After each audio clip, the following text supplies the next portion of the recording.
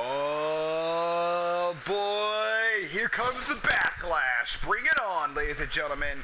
I know I said I wasn't going to do any more wrestling, but Chris Jericho said it best.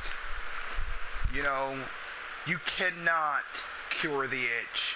I asked, you guys demanded, you guys said you loved it, you guys said you wanted it, you thrived for it, you needed it, so it's back, ladies and gentlemen. And we are starting it off one review at a time. I'm going to stick with what I know. I've already decided. I'm sticking with what I know. I said it wasn't going to happen very often, but you read the title, so let's get right to it. Final stand, VTW. Oh my god, this event was really, really good. I'm not gonna lie. So we kicked it off with Kevin Shaw. Okay, he is quickly becoming one of my favorites in VTW. I know he's a part-timer, like it or not. He's a part-timer. He's there every so often. Now he's starting to get there more and more and more. Now he's got a match at Best of the Yard 2. We're just going to say he's got a match at Best of the Yard 2. It's saying that he does, well, they haven't confirmed it, but I'm just going to say he has it. Because, let's be honest here, they wouldn't be building it up if he didn't. So, let's get right to it. Kevin Shaw and Ecstatic, the Silver Standard, which his new gimmick, okay, I'm not gonna lie. When I first saw Ecstatic's new gimmick, Nick is a good guy, you know, Nick is a very talented worker. But when I first saw this gimmick, I was like, really? The Silver Standard? The Silver Standard? Think about it. First of all, think about that. Who names himself the Silver Standard? That's what I thought when I said that. I laughed at it. But then I was thinking, it's Ecstatic. This dude can do anything. This guy is fucking talented. He is VTW's Seth Rollins. If they had to put him somewhere. Definitely there's Seth Rollins. I mean, that guy I'm serious. You can put a fucking pile driver in his moveset, and it would go great with him. By the way, I'm still waiting for you to do a Swanton Bomb or a X-Ton Bomb or something like that. That would be really cool to add to your arsenal. Food for thought, Ecstatic. Food for thought. But anyway, it's not what we're all about. We kicked it off with Ecstatic and Kevin Shaw. Kevin Shaw came and cut a promo about how he was going to go to Best of the Yard 2, and he's already assuming. He said he's been in an accident. Ecstatic comes out, says that you haven't beat the Silver Standard, you never have, and how he starts running his mouth and going on this ego trip about how he's the best thing that VTW has to offer, which I agree. He is the absolute best in VTW. One of the best. One of the best. Keyword. One. Anyway. Back on point. So they kicked it off by teasing a little, maybe teasing a match. Kevin Shaw tries to get the one-up on Ecstatic. It doesn't work out too well for him. Backfires really bad. Gets his ass kicked, basically. And therefore kicking off the show. This is the last event, by the way, before their WrestleMania. There is Roulette, which is their Royal Rumble. This is their No Way Out. And then there is their WrestleMania, which I'm looking forward to that. Drew Hood. Oh, I'm sorry, correction. Not Drew Hood yet. I did the wrong section. I believe it was Zach Daniels versus Dustin Plague. Zach Daniels defeated Dustin Plague. That was a great match. That had to have been, without a shadow of a doubt, Dustin Plague and okay, Dustin Plague and Zach Daniels, they go so well together. They really do. They go great. They're like bread and butter. No, they're like peanut butter and jelly. And they're just absolutely perfect. I mean, I would enjoy, honestly, I would love to see them go at it again. Put the YouTube title on the line. Hell, put a package between those two. Have them do like 2, 3, 4 matches together. I would love to see that, because those two work so well together. It's like they were just meant to have matches together, and you know, the chemistry was there, the selling was there, the match itself, it kept me interested all the way through, and you know, I absolutely loved it. And then we kicked it off. Oh yeah, I forgot. Zach Daniels got the win. Then Dustin Plague had that handshake. He got a handshake out of respect. You know he meant it. But of course, Dustin Plague, being the heel, being the great heel he is, well, the neutral that he is, he's kind of a tween. I don't consider him to be a face. I don't consider him to be a heel. He would be known as a tween. He pretty much just, he's the, how do I put this without degrading his talents? He's like the Baron Corbin. He's a lone wolf. He does whatever he wants, whenever he wants, simply because he can. He could be your best friend simply because he can, or he could be he's like, I'm only with this group, well, because I can. Like, he doesn't fit with JHI, in my opinion, because he doesn't really need a team, to be honest. You don't. Like, Dustin Plague he has all the talent in the world. Even though people still say he sucks, I do not agree. He played the heel very well. He plays the heel, like, perfectly. But, again, he does not suck. And for those of you that say he sucks, why in the world would he be in the independent circuit if he's bad? And why in the hell would Avery Hoke and them trust him with a title if he's so damn bad? I mean, his title reign is so good. I'm actually defending Dustin Plague this time. For those of you haters that are saying he has no talent, obviously he's got something, you know, because he wouldn't be in VTW if he didn't have talent. Because all those guys, including the jobbers, have talent. So, for all you haters out there, yeah, leave Dustin alone. But anyway, back on point. Drew Hood during the day came out because they were going to have a nighttime parking lot brawl between Diablo and Drew Hood. Drew Hood was cutting a promo out of nowhere. The package once again of the person that ran down Drew Hood. He says that he gives a little hint on who he is. We used to be best friends, but we're no longer anymore. So this sounds to me like somebody definitely is out to get him, and it's someone that's very, very close to Drew personally, it sounds like to me. It doesn't sound like it's anything professional. It sounds like it's very, very personal, and I'm looking forward to seeing how this is going to work out. This is going to be the next big thing since, like, when I first heard about this whole running down storyline angle, it reminded me of Stone Cold Steve Austin when he got ran down. And I'm so glad I didn't hear it wasn't like Kevin Chambers saying, I did it for the fame, you know, or something like that. That would have been like, dude, really, Rikishi? But I like what they're doing with this, you know. That was a little Rikishi reference in case you didn't know. But yeah, I like what they're doing with this. I really do. It's driving Drew Hood insane. It's driving him crazy. He can't focus. He can't win matches. He can't do none of that because that's all he can think about. He's become very obsessed with finding out who ran him down. And it's really affecting his skills. So, up next was Avery Hoke versus Tyler Storm. Now Tyler Storm, there is something going on with Tyler Storm. He has not been the same since losing his match at Fury. There is something going on with Tyler Storm. There is something really going on.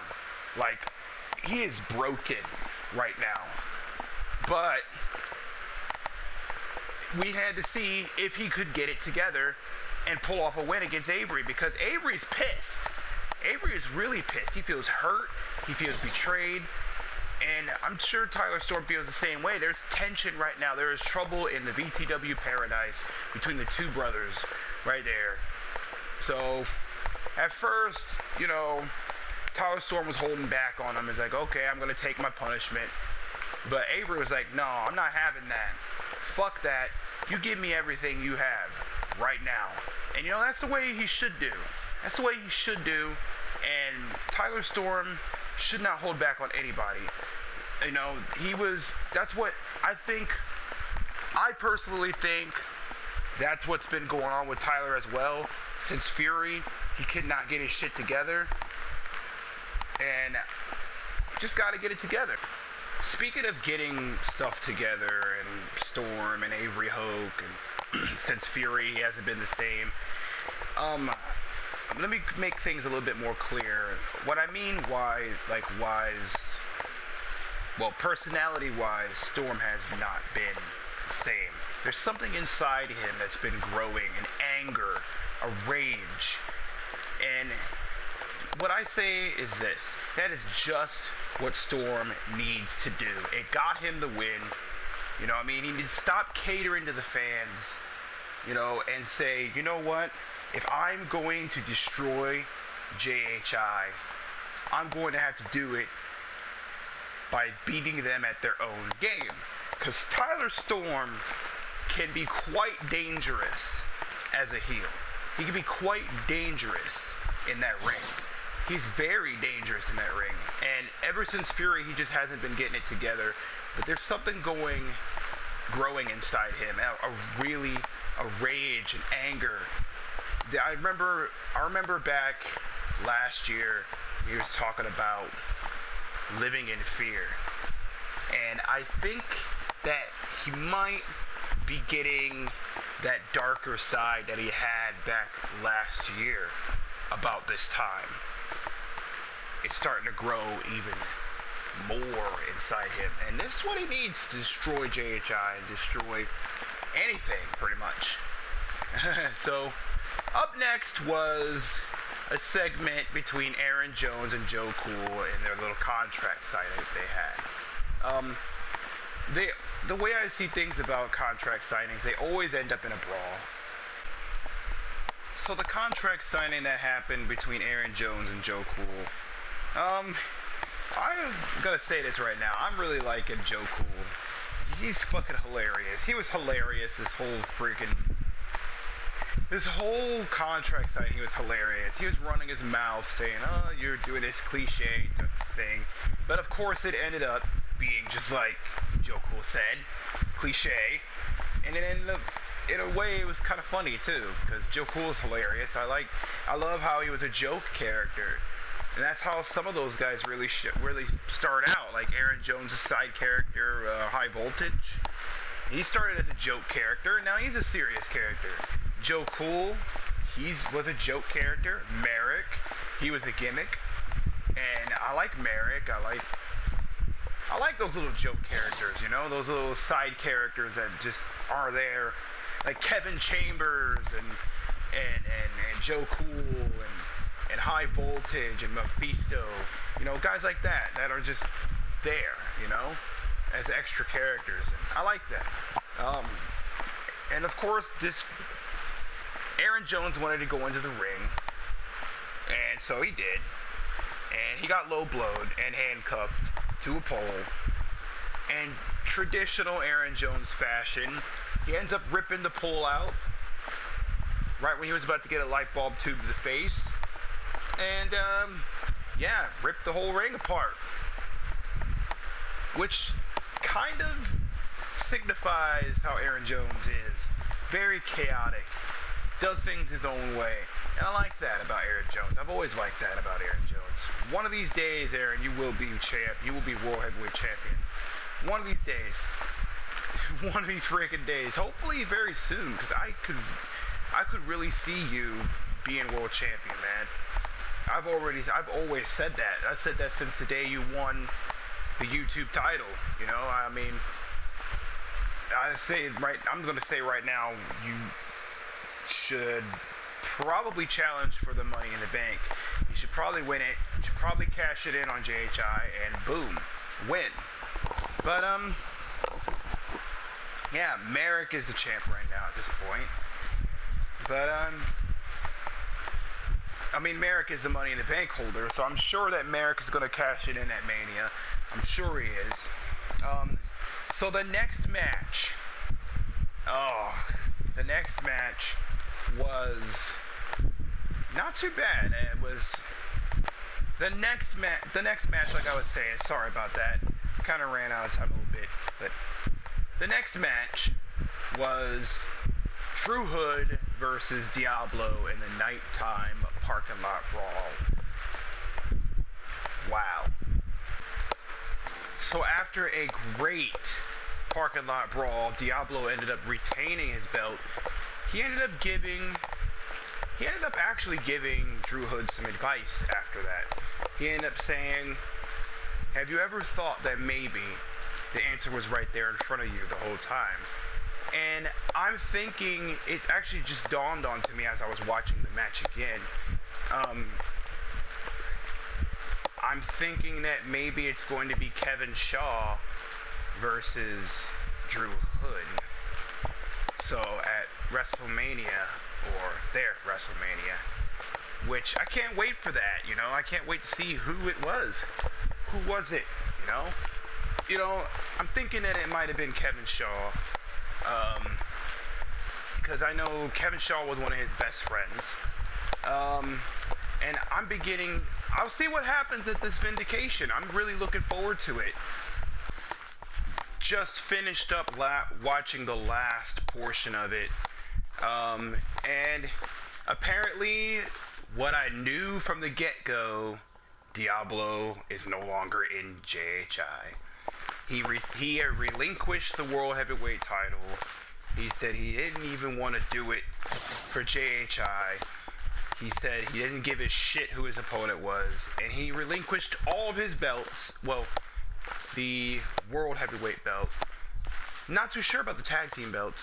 And the main event is set. Aaron Jones will finally get his shot at Joe Cool for Joe Cool's JHI World Heavyweight Championship. So that is going to be one hell of a match. Diablo, where does he go from here? Who ran down Drew Hood? I think it's Kevin Shaw. It's really looking like it was Kevin Shaw. And we'll see what happens at Vindication. We'll see all that. I will definitely be doing a Vindication prediction show. I'm no longer burnt out on wrestling anymore. I took a few months to just be aside of it, and you know, I decided, like I said, I'm going to be doing these kind of reviews like this later. But yeah, my overall thoughts on the event.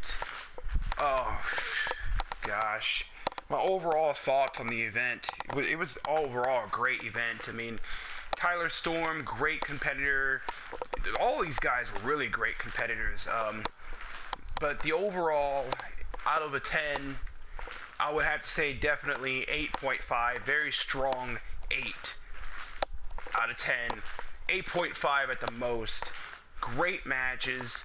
The only thing I wish there was I wish it would have went a little bit longer, like I said. Like I say in a lot of these events, man, I wish it would go a little bit longer.